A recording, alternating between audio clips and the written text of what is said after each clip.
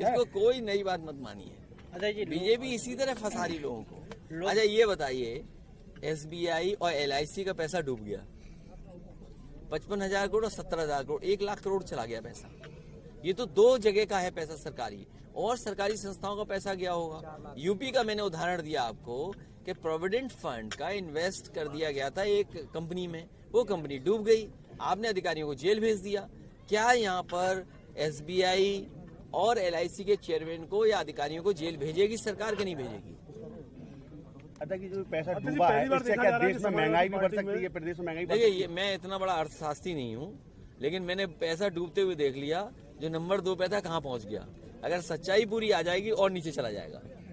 देखिए, निकाय चुनाव समाजवादी पार्टी में 3 महासचिव बनाए गए हैं। नहीं, सचिव हमारा जो कॉन्स्टिट्यूशन है उसके हिसाब से अभी हम बढ़ाएंगे, और पार्टी का जो हमारा संविधान है उसमें 1 प्रमुख महासचिव है और महासचिव है, तो अभी और महासचिव बढ़ाएंगे, जिससे ज्यादा से ज्यादा नेताओं को साथ रख सकें हम।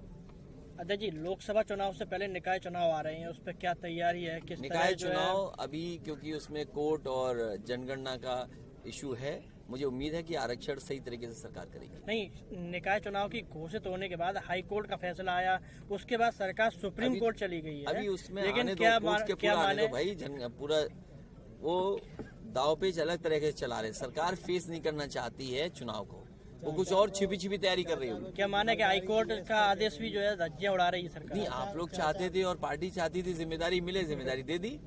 अब आप हमें बधाई दो, हम आपको बधाई दें। अध्यक्ष, एक स्थानीय सवाल है, चूंकि मैनपुरी हाँ जी, और चारों तरफ आप निकल के देखेंगे तो जमीनों के जो कब्जे हुए हैं, क्योंकि हम मैनपुरी जनपद के हैं तो मैनपुरी की बात करें, और आपका घर है, जमीनों की जिस हालत, तालाब, चारागाह, कुछ बच नहीं रहा, कैसे इस पे अंकुश लगाएं? क्योंकि स्थितियां बहुत बिकराल हैं। उसके लिए एक्ट और कानून बिल्कुल क्लियर है। जिलाधिकारी या राजस्व विभाग के पास सुप्रीम कोर्ट और समय समय पर सरकार के निर्देश आए हैं कि आप तालाब की जमीन को कब्जा नहीं कर सकते। आपके करेल में करीब 7-8 तालाब उन्हीं पे कब्जा हो। मैं कह रहा हूँ, जब समय आएगा, जब भी देखिए, तालाब तो खाली छूटेंगे ही छूटेंगे, और इस तरह की घटनाएं लगातार हो रही हैं। और बीजेपी की सरकार है, पिछले 6-7 साल से, तुम तो यहाँ की बात बता रहे, अरे लखनऊ में तालाब कब्जे हो गए बड़े बड़े, बीजेपी वालों ने कब्जा कर लिया, बीजेपी वाले कब्जा कर लेंगे।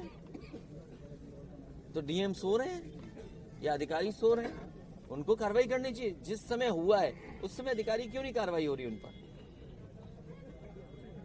भाई यूपी में